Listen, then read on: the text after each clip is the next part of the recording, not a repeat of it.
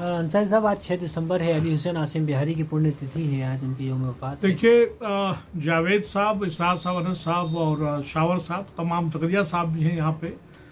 आज अली हुसैन आसिम बिहारी का पुण्यतिथि के साथ साथ में डॉक्टर भीमराव अम्बेडकर, जो कॉन्स्टिट्यूशन के ड्राफ्टिंग कमेटी से लेकर चेयरमैन से लेके वो सब कुछ थे, मतलब उन्होंने बनाया है, उनका भी आज पुण्यतिथि है। और अली हुसैन आसिम बिहारी के साथ साथ डॉक्टर भीमराव अम्बेडकर या डॉक्टर भीमराव अम्बेडकर के साथ अली हुसैन आसिम बिहारी को भी याद करना चाहिए। ये दोनों जो है देश के जो सपूत हैं, इन्होंने जो है पूरे जो है गरीब तबका के लिए या पसमानदा के लिए या दलित के लिए काम किया है। और साथ साथ आज ही के दिन जो है बाबरी मस्जिद को डिमोलिश किया गया था। मैं तो बाबरी मस्जिद के जो उन्होंने इसके साथ जो नाइंसाफ़ी हुई उसको भी याद करता हूँ, बल्कि डेमोक्रेसी के लिए, भारत के लिए एक तरह से ये ब्लैक डे है, उसको भी याद करता हूँ। हम बाबरी मस्जिद के शहादत को भी नहीं भूलते।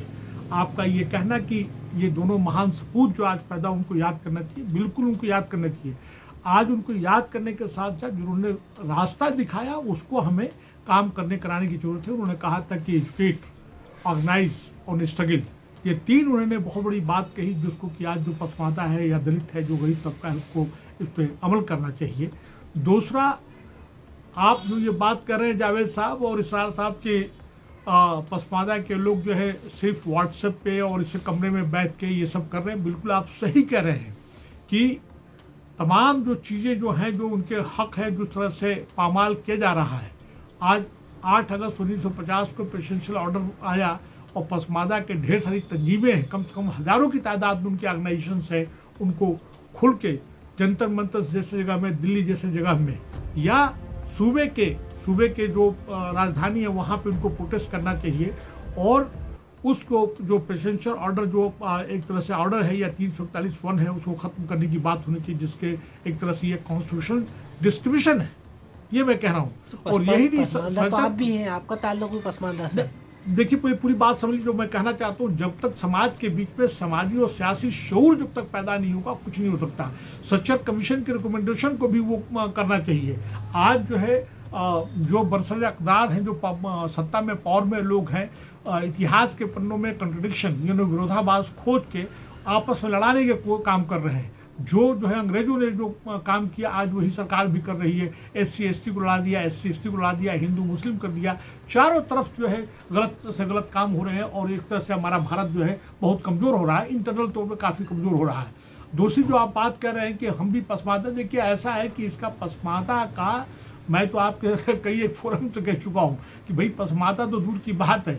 मैं तो कहता हूँ कि मैं सबसे निचला तबका का आदमी हूँ। मैं, आप मुझे जो है आप गटर का आदमी कह लो, स्वीपर मुझे कह लो, या सबसे निचला तबका लो। जो आज जो पढ़ा लिखा तबका है और जिसके पास दौलत है, वो अपर कास्ट है या सब कुछ है, और जिसके पास नहीं है वो पसमानदा हो गया है। आप देखिए कि SC ST के लोग जो बाबा साहब की बदौलत आप पार्लियामेंट में जो पहुंच गए हैं या इवन जो है असेंबली में पहुंच गए हैं, उनमें मनुवाद और पूंजीवाद आ गया है, उसके खिलाफ किसी ने कोई कार्रवाई नहीं किया।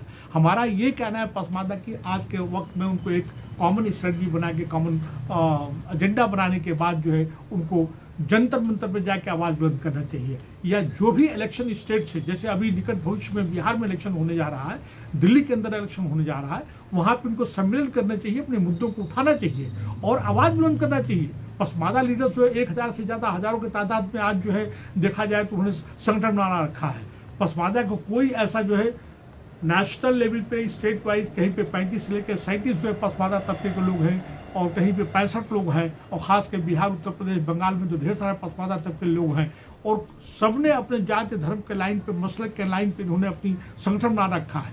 लेकिन अगर इनसे पूछा जाए कि अली हुसैन आसिम बिहारी के अलावा, अब्दुल कयूम अंसारी के अलावा मौजूद शाह फकीर को कितने लोग जानते हैं, गुलाम सरवर साहब को कितने लोग जानते हैं, अतुर रहमान अलवी साहब को कितने लोग जानते हैं, नेमतुल्ला अंसारी को कितने लोग जानते हैं, और वो समरू जो नाम में भूल रहा हूँ ठीक से, समरू साहब है।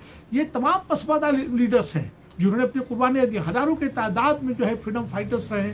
आज उनके बारे में मंजर आम पिलाने की जरूरत है, जो कि पसमानदा का जो सो कॉल्ड एक्टिविस्ट है वो लोग काम नहीं कर रहे हैं। कुल मिला के ये बात मैं कहना चाहता हूँ कि जब तक इनका कलेक्टिव एक एजेंडा नहीं बनेगा सामूहिक तौर पे, और जब तक इसकी डिमांड जो इसके नेता जो है अशरफिया तबका को जो बड़ा अपर कास्ट है उसको गाली देना बंद करें, बुरा भला कहना बंद करें। उनको चाहिए कि इनको तालीम के लिए काम करना चाहिए, रोजगार के लिए काम करना चाहिए, मार्गदर्शन देने के लिए काम करना चाहिए। ऐसा काम करें कि ये जो पिछड़ा तबका है वो संगठित हो और संगठित के साथ साथ में आला साला तालीम करे। लेकिन कोई भी नेता जो है इनका काम नहीं कर रहा है, सिर्फ व्हाट्सएप। आज ढेर सारे लोग जो इलाहाबाद में उनके कब्र में जाके फातिहा पढ़ रहे हैं दूसरे आसन पे। आज से पिछले 70 साल से ये उनका 75वां या कौन सा उनका पुण्यतिथि है, उससे पहले तो कोई नहीं जानता था।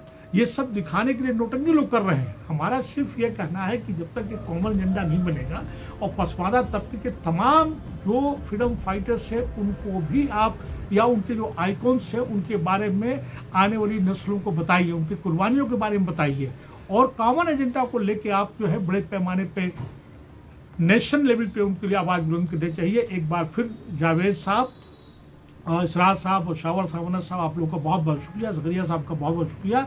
यही मेरा कहना है, जब तक कॉमन एजेंडा नहीं बनेगा, आवाज़ बुलंद नहीं की जाएगी, तब तक कुछ नहीं होगा। बहुत बहुत शुक्रिया।